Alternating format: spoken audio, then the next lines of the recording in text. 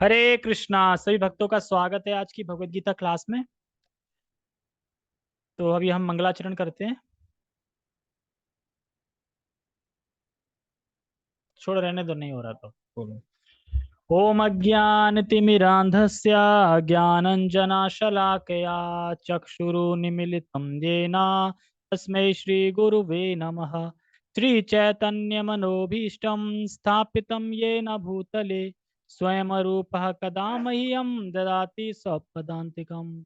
वन्देऽहं श्रीगुरो श्रीयुतापदकमलं श्रीगुरून् वैष्णवांश श्रीरूपं साग्रजातं सहगण रघुनाथान्वितं तं सजीवं साधुवेतं सावधूतं परिजनसहितं कृष्ण चैतन्य देवं श्रीराधा कृष्ण पादान् सहगण ललिता श्री विशाखात् विशांच।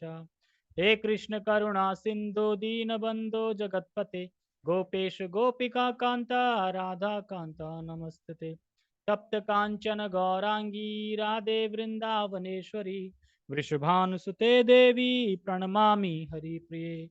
वाञ्छाकल्पतरुभ्यश्च कृपा सिन्धुभ्य एव च पतितानां पावनेभ्यो वैष्णवेभ्यो नमो नमः। जय श्री कृष्णा चैतन्य प्रभु नित्यानंद श्री अद्वैत गदाधर श्रीवासादि गौर भक्त वृंद। हरे कृष्णा कृष्णा कृष्णा हरे हरे हरे राम राम राम हरे हरे। रामाय रामभद्राय रामचंद्राय वेदसे रघुनाथाय नाथाय सीताया पते नमः। नमां विष्णुपादाय कृष्णपृष्ठाय भूतले श्रीमते भक्तिवेदांता स्वामिनि इति नामिने। नमस्ते सारस्वते देवे गौरवाणी प्रचारिणे निर्विशेषा शून्यवादी पश्चात देश तारिणे। हरे कृष्णा। तो सभी का बहुत बहुत स्वागत है असुरों की क्लास में। दैवी और असुर गुणों का वर्णन चल रहा है, तो अभी हम असुरों के गुणों का वर्णन कर रहे हैं। और आज श्लोक है अध्याय 16 श्लोक क्रमांक 11-12। तो 11-12 है, तो हमें ये समझना होगा कि भगवान असुरी गुणों को क्यों इतना ज़्यादा बता रहे हैं डीपली। इसलिए बता रहे हैं कि असुरी क्वालिटी के लोग प्राय वही हैं, दैवी गुणों के कम। और दैवी गुण 26 गुण बता दिए, उसके बाद असुर गुणों की कोई गिनती नहीं है, बहुत सारे अवगुण हैं, उनमें दोष हैं। तो अगर हम सारे असुरी गुणों को अगर हम सुन लेंगे तो हम समझ जाएंगे क्या कौन कौन से गुण असुरी गुण हैं। तो अगर हमारे अंदर होंगे तो हम क्या सोचेंगे, कैसे हम इनको त्याग सकें, कैसे हम इनसे बच सकें, कैसे हम इनसे दूर हो सकें, इस तरीके से। और आज का श्लोक है चिंता के ऊपर। चिंता, अपार चिंता रहती है इनके अंदर, ठीक है। और लिखा है ना श्लोक स्टार्टिंग में, लिखा चिंता, ठीक है। तो पहले हम श्लोक का उच्चारण करेंगे। चिंताम अपरिमेयाम च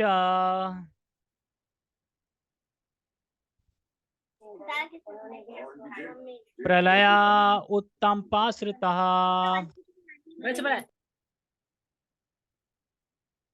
काम उपभोग परमा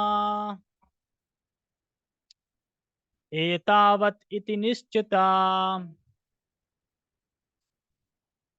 चिंताम अपरिमेयाम च प्रलयांताम उपाश्रिता कामा उपभोग परमा एतद्वद इति निश्चिता। अब इस श्लोक को जब मैंने सुना, नोट्स बना रहा था, तो बड़ा अचंभा लग रहा था कि वास्तव में ऐसा है और लोग चिंता से ग्रस्त हैं। अधिकतर प्राय लोग देखो कुछ ना कुछ चिंता लगी होगी, और चिंता सिर्फ इन्हीं 4 चीजों पे होगी: सोना, खाना पीना, एंजॉय करना, बस। और इसके अलावा कोई दूसरी चिंता नहीं है, बस यही है, कैसे रहेंगे। मतलब इन्हीं चीजों से संबंधित चिंता है। तो यहाँ पे कह रहे हैं चिंताम अपरिमेयाम चा।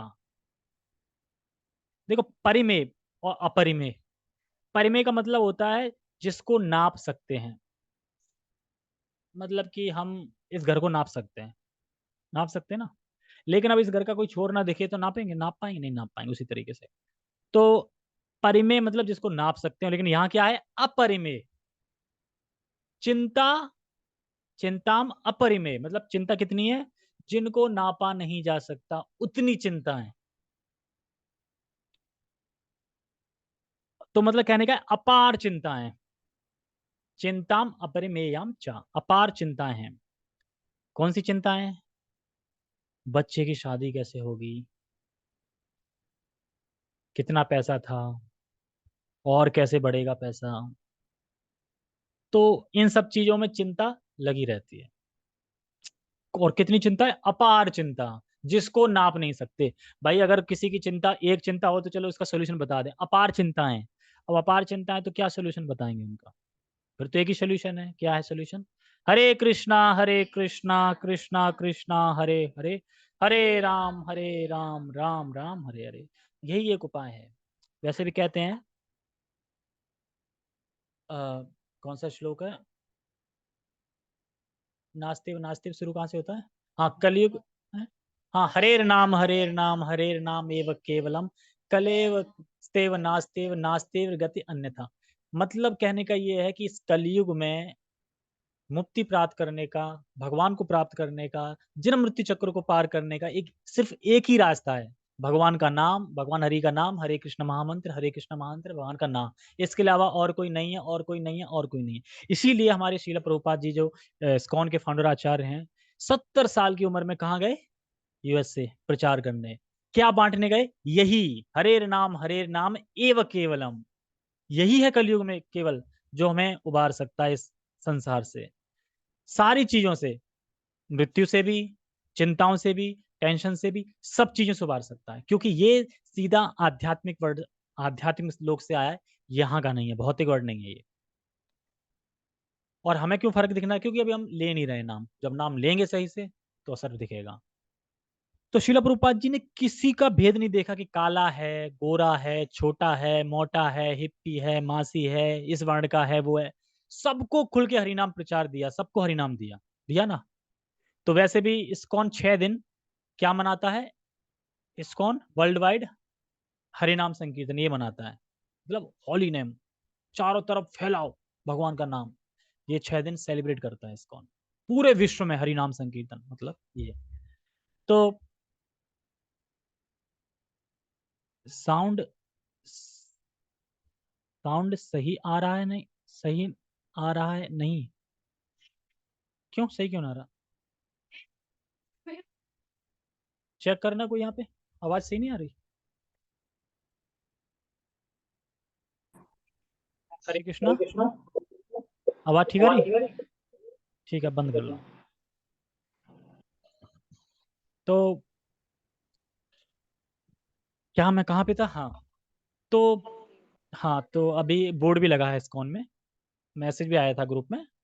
17 सितंबर से कब तक है? 23 सितंबर। हाँ, तो इसके ऊपर भी आप बोल सकते थे। कोई भी फेस्टिवल आता है तुरंत उसका थोड़ा शॉर्ट देख के बोल दो। तो तो हमें भी फिर प्रचार करना चाहिए, बताना चाहिए। तो कहने मतलब है कि सारी चिंताओं का एक उपाय है हरे कृष्ण महामंत्र। ठीक है? और क्या कह रहे हैं इसमें आगे? चिंताम अपरिमेयम चाम। ठीक है? आपने सुना है कि चिंता मत करो, चिंतन करो। चिंता की जगह चिंतन करो। चिंता में भी क्या होता है? चिंतन ही होता है। चिंता में भी तो चिंतन ही हो रहा है ना, सोच ही रहे हो ना बैठे बैठे, अरे पता नहीं क्या होगा, कर रहे हो ना।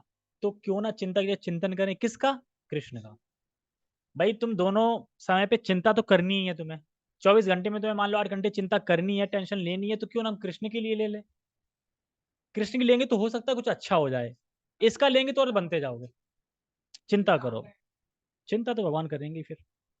तो कृष्ण का चिंतन करें, क्योंकि जितना लिखा है उतना मिलेगा, और जितना लिखा है उससे ज्यादा नहीं मिलेगा, और जितना लिखा है उससे कम नहीं मिलेगा। तो अब बताओ फिर टेंशन किस चीज की है?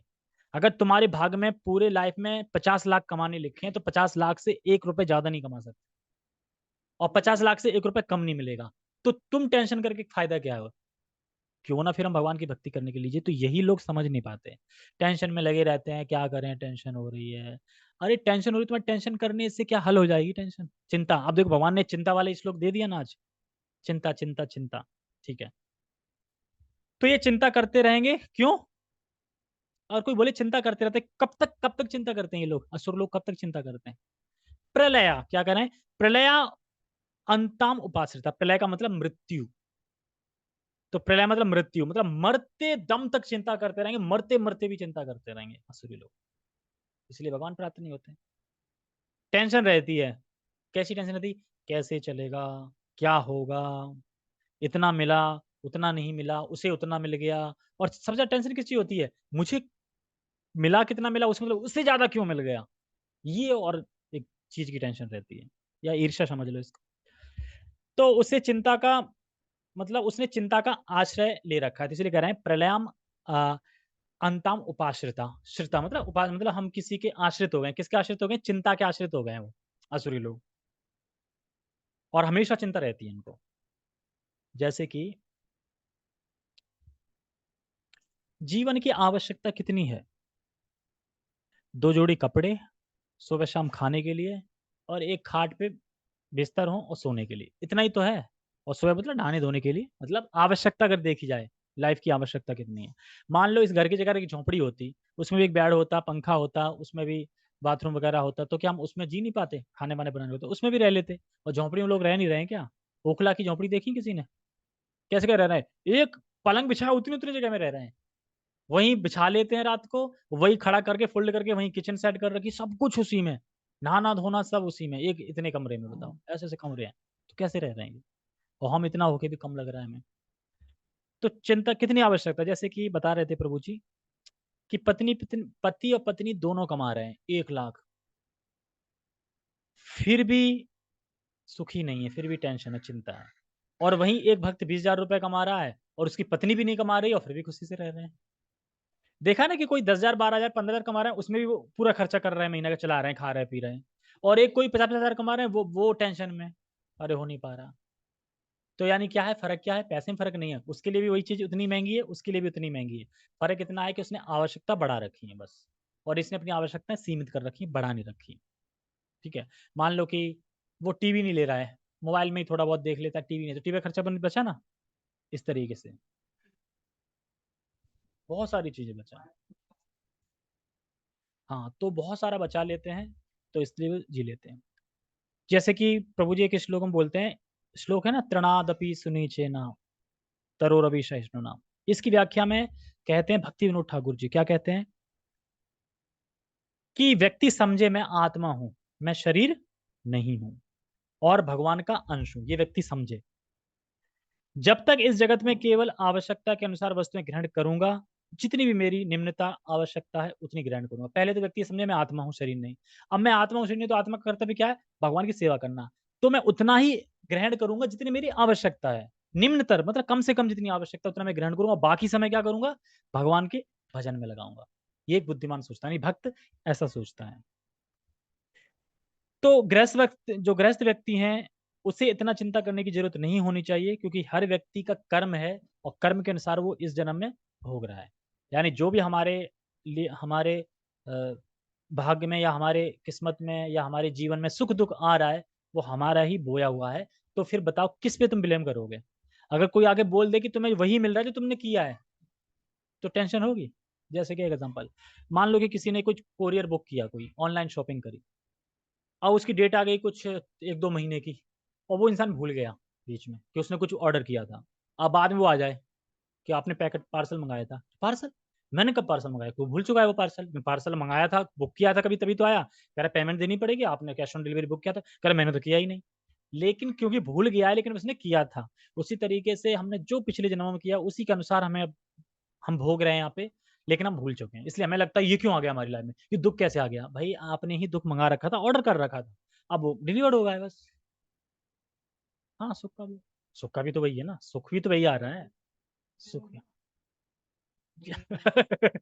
एकदम एक महीने बाद आया खुश हो, अरे ये क्या मिल गया, कोई पैसा नहीं ले जा रहा आपसे, बड़ा खुश, ला ला ला ला।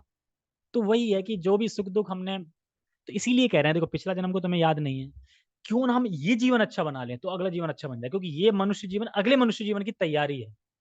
तो अब ये तुम्हें सोचना है कि तुम्हें तैयारी कैसी करनी है, ठीक है।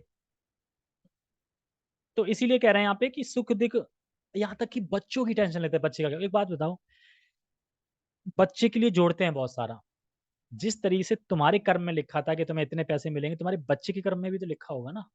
मतलब कि आप जोड़ रहे हो, पर उसके कर्म में अगर दुख लिखा ही होगा तो तुम कितना भी जोड़ के चले जाओ, वो दुखी ही रहेगा। उसके भी प्रारब्ध है ना, उसके प्रारब्ध के हिसाब से वो, उसकी भी नौकरी लगेगी कहीं ना कहीं, वो भी कमाएगा। क्या? अरे, जोड़ के जाएंगे वो तो उसे एज इट इज मिल गया, लेकिन वो कुछ मेंटेन, वो भी तो कर्म करेगा ना कुछ। ऐसे थोड़ी पड़े पड़े खाएगा, कुछ ना कुछ तो कर्म उसके किस्मत में लिखा होगा ना, कि फलाना फलाना नौकरी करेगा।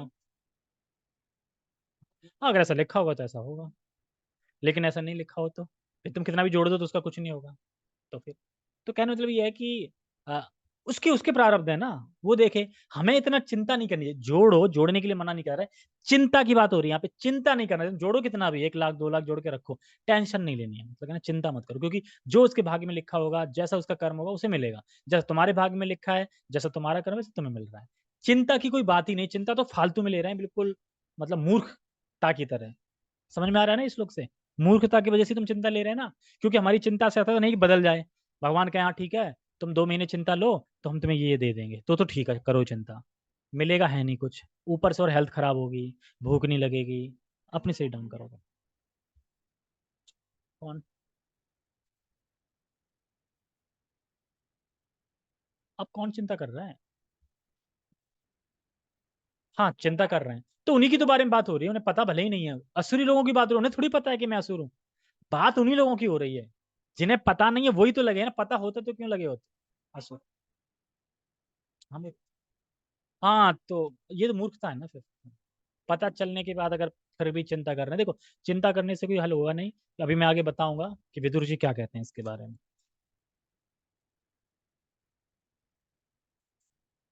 तो व्यक्ति को समझना चाहिए कि इस जीवन में, इस शरीर में, इस जीवन में, इस शरीर में मैं हूं, और मेरा एक डेस्टिनेशन नहीं है। मेरा ये डेस्टिनेशन नहीं है। क्या है ये जीवन क्या है? डेस्टिनेशन है कि हम जगह पहुंच गए? क्या है? ये स्टेशन है। स्टेशन पे जाके तुम ट्रेन पकड़ते हैं ना, तो ये स्टेशन, अब यहाँ से ट्रेन पकड़नी है भगवत धाम की, वैकुंठ धाम की, कुत्ते के योनि की, बकरी के योनि की, यहीं से पकड़ सकते हैं, ठीक है, इसी से। तो ये स्टेशन है, ना कि डेस्टिनेशन। फाइनल डेस्टिनेशन तो भगवान का धाम ही है, वहां जाके स्थिर हो गए, वहां से फिर नहीं आना। बाकी सब तो स्टेशन है। लेकिन ये स्टेशन मैन क्यों बता रहा है, यहाँ से हम चेंज कर सकते हैं। ले, पशु योनि में स्टेशन नहीं है, क्योंकि वो तो तुम्हारे उसके हिसाब से जो नंबरिंग चल रही है। हाँ, कोई भी, कुत्ता भी बन सकते हो, मनुष्य बन सकते हो, देवता भी बन सकते हो, धाम भी जा सकते हो। ये डिपेंड तुम पे करता है कि तुम्हें कहाँ जाना है, कौन सी ट्रेन पकड़नी है। और कुछ लोग रोते रहते हैं, तो कह रहे हैं रोने से या चिंता करने से कोई लाभ मिलने वाला नहीं है, क्योंकि भगवान खुद ही कहते हैं कि चिंता से कुछ नहीं लेने वाला। मतलब शायद गीता में आगे कहेंगे या भागवत में कहते हैं, पर कहते हैं कि चिंता नहीं करिए, चिंता से कुछ होने वाला नहीं है, शायद गीता में ही कहते हैं। तो 5 चीजें कहते जरूर हैं, शायद वर्ड लगा दिया है मैंने, लेकिन कहते हैं, ये पक्का है, मैंने सुना है, ठीक है। चिंता का है कि चिंता नहीं करनी चाहिए, चिंता से कुछ होने वाला नहीं, चिंता से चिंता जाने वाली नहीं, और चिंता से तुम्हें कोई लाभ होने वाला, इसलिए चिंता नहीं करनी चाहिए मनुष्य को। तो विदुर जी कहते हैं कि 5 चीजें व्यक्ति को मिलेंगी ही मिलेंगी, इसीलिए कह रहे हैं चिंता नहीं करनी चाहिए। क्यों? क्योंकि ये 5 चीजें मिलेंगी मिलेंगी। कौन सी चीज 5 मिलेंगी? दोस्त, ये मिलेंगे ही मिलेंगे आपको। मिलते हैं दोस्त, कोई ना कोई तो रहा होगा दोस्त, अभी भी होगा, ठीक है। दुश्मन मिलेंगे ना। ऐसा नहीं कि कोई बोला कि मेरा कोई दुश्मन नहीं, मतलब तुम दुश्मन किसी को नहीं मानते, मतलब दुश्मन मतलब जो तुम्हें मानता हो दुश्मन, दुश्मन।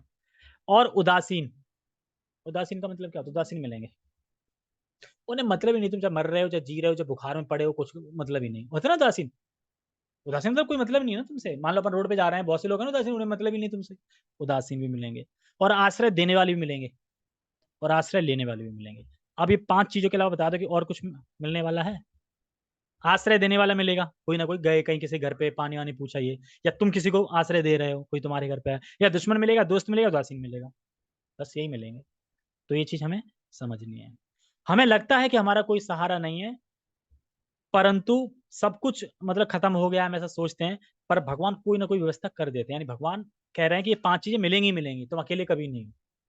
कभी भी तुम वैराग्य लेके घर से छोड़ के निकल जाओ, तब भी ये 5 चीजें मिलेंगी। दोस्त भी मिलेंगे, दुश्मनी मिलेंगे, आश्रय देना मिलेगा, उदासीन भी मिलेंगे, ये मिलेंगे ही मिलेंगे। तो ये समझो। और कह रहे हैं कि व्यवस्था करते हैं क्योंकि भक्त किसी को भूखा नहीं मारते कभी भी किसी को। ऐसा है कि कोई भूखा मर रहा हो, भूखा मर गया हो, मतलब भूख से मर गया हो, मतलब कि भूख से मर गया हो, मतलब ऐसे नहीं जैसे कि जो भिखारी हैं वो भी जाते हैं तो ऐसा नहीं है कि हमने नहीं दिया पर उन्हें मिल जाता है। देखे ना वैसे, यार इन्हें कौन देता होगा, पर उन्हें मिल ही जाता होगा, संस्था चल रही वहाँ पे, तो यानी भूखा कोई नहीं मर रहा। और फिर रही बात भक्तों की, तो भक्तों को तो भूखा मार ही नहीं सकते हो। उन्होंने तो कोरोना में भी खूब भर भर के माल खाए हैं, है ना, भीड़ भाड़ थी नहीं, बढ़िया खाया फिर। सबसे अच्छा। तो हमें भक्ति करनी चाहिए, इतनी चिंता नहीं करनी चाहिए, लेकिन चिंता का कारण क्या है तो बता रहे हैं नेक्स्ट लाइन में, चिंता का कारण क्या है। चिंता का कारण है काम उपभोगा परमा। समझे क्या है? उनके हृदय में बस इतना ही निश्चय है, काम उपभोगा परमा एतावद इति निश्चिता। उनके हृदय में एक ही निश्चितता है, बस निश्चित कर रखा है उन्होंने, बस एक ही चीज जानते हैं और कुछ नहीं जानते हैं, क्या है? काम और भोग, बस। ये कारण है चिंता का। क्या कारण है चिंता का? काम और भोग। तो उनके हृदय में बस इतना ही निश्चय है, जीवन का लक्ष्य क्या है? काम उपभोग। यहाँ खाएंगे, वहां खाएंगे, ऐसे खाएंगे, वैसे खाएंगे, ऐसे सोएंगे, वैसे सोएंगे, ये करेंगे, वो करेंगे, बस ये काम भोग बस। वो मतलब बनाते रहेंगे प्लानिंग एक के बाद एक। यही है, बस यहीं तक है। इसके अलावा भगवान के धाम के जाना ये इसकी कोई जानकारी नहीं है, निश्चित कर रखा है यहीं तक। ऐसा नहीं है कि मतलब वैसे सोएंगे। तो इस प्रकार से ये व्यक्ति अपने जीवन में इसी जीवन का लक्ष्य, मतलब अपने जीवन में इसी जीवन को लक्ष्य मानते हैं। क्या? काम उपभोग, यानी काम और भोग। क्या आपने ऐसे लोगों को देखा है जिनका जीवन का लक्ष्य ये काम और भोग?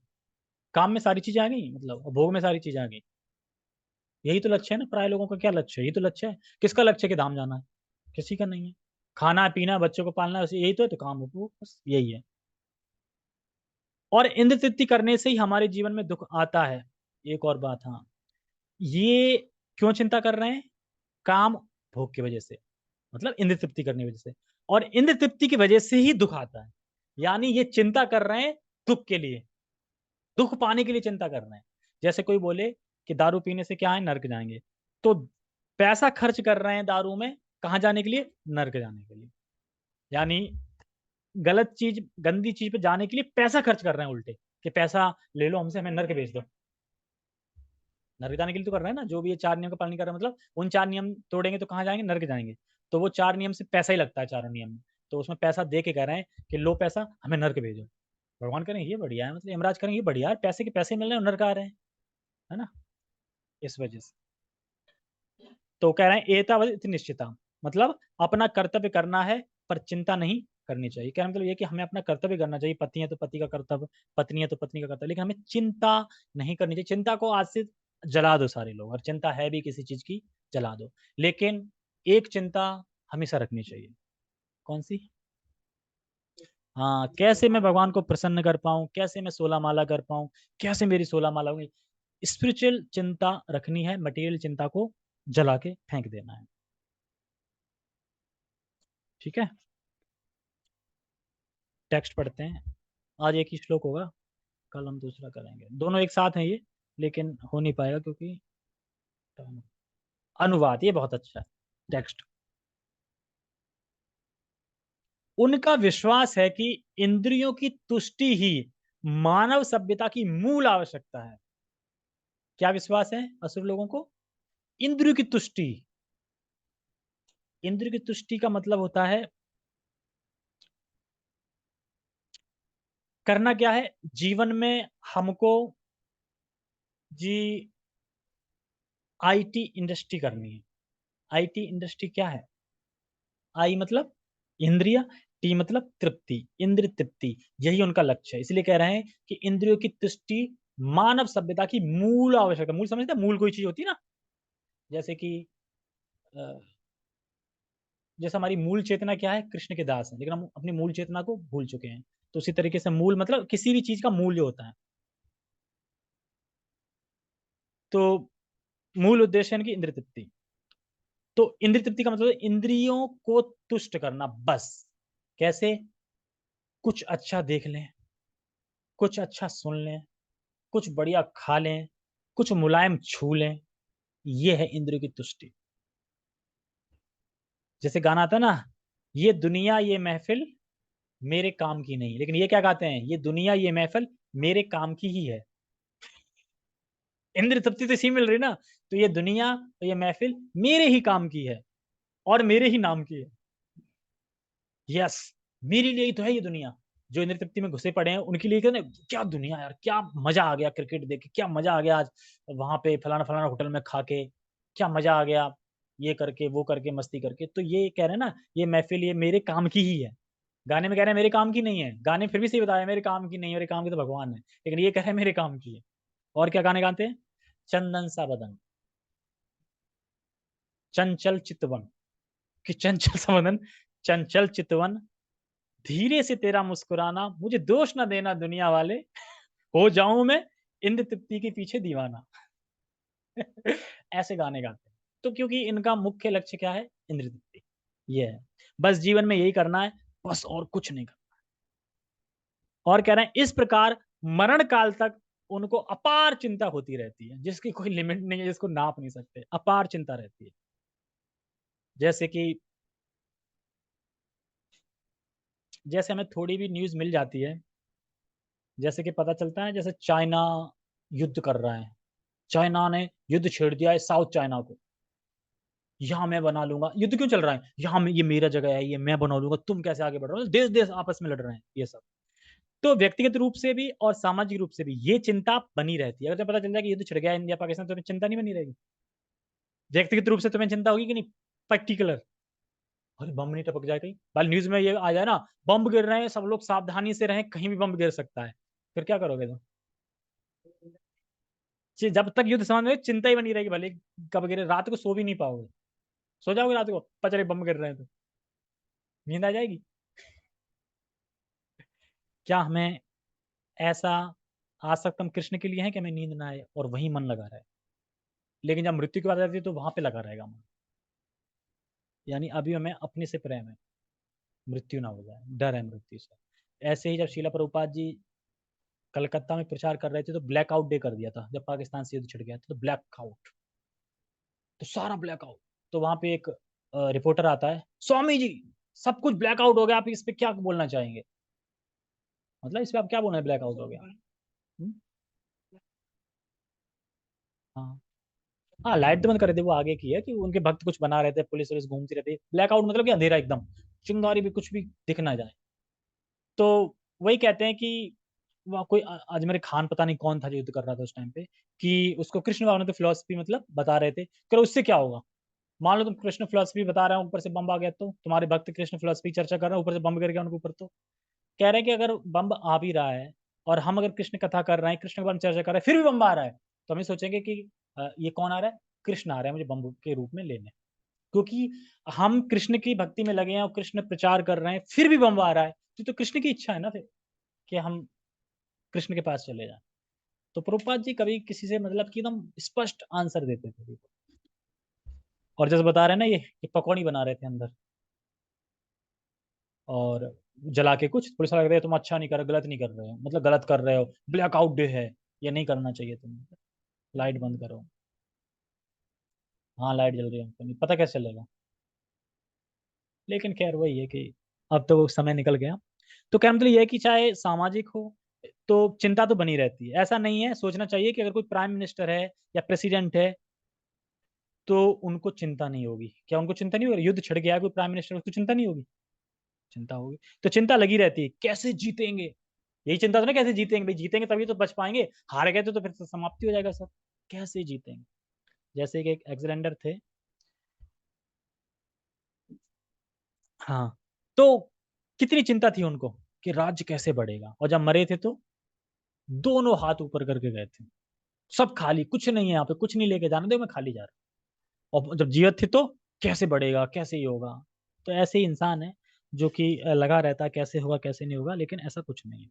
और इसमें एक बात आई है, प्रलय की, प्रलय की बात आई थी इसमें, प्रलय मतलब मृत्यु। तो कोई क्वेश्चन करे कि इनको अपनी मृत्यु दिख नहीं रही है जो अपने भोग में लगे हैं, ये काम उपभोग में ही तो लगे हैं ना, चिंता कर रहे हैं, चिंता किस चीज कर रहे हैं, काम उपभोग की, कैसे अच्छा हो जाएगा, कैसे मेरा पुत्र का कौन और मिल जाए, ये मिल जाए, ये सब चिंता है उनकी। कैसे मैं खुश रह लूं, कृष्ण खुश है कि नहीं इससे मतलब नहीं, मैं कैसे खुश रह लूं, ये है। तो इनको मृत्यु को बिल्कुल नहीं दिख रही है। तो बता रहे हैं, उसमें भागवतम में बताते हैं, फोर्थ स्कंद में, जैसे कौन सी घास होती है, सड़कंडा घास होती है, कौन सी घास होती है जो पानी के इर्द गिर्द रहती है? हम्म, सड़कंगा बोलते हैं कुछ, सरकंडे सरकंडे, सरकंडे कुछ सरकंडा घास बोलते हैं कुछ। सरकंडा घास क्या है, वो पानी के बगल में ही उगती है। तो पानी के बगल में होती है तो क्या करती है, वो धीरे धीरे वो सरकंडा घास पानी को पूरा सूख लेती है। पानी को बगल में अगर कोई थोड़ा सा कुआं, मतलब पानी भरा है कहीं पे, सरकंडा घास है, तो वो सूख जाएगा और वहां पूरी नहीं, मतलब पूरा चूस लेती है पूरा।